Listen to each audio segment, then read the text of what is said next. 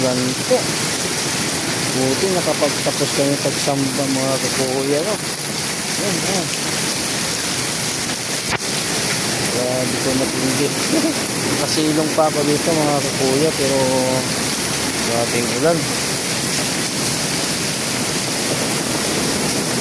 Kagaling na huminto na po. Huminto na po mga kakuya, no? Pero nag-aambon-ambon po siya. Dapat tinalit ko lang sa bahay, hindi na ako bumalik.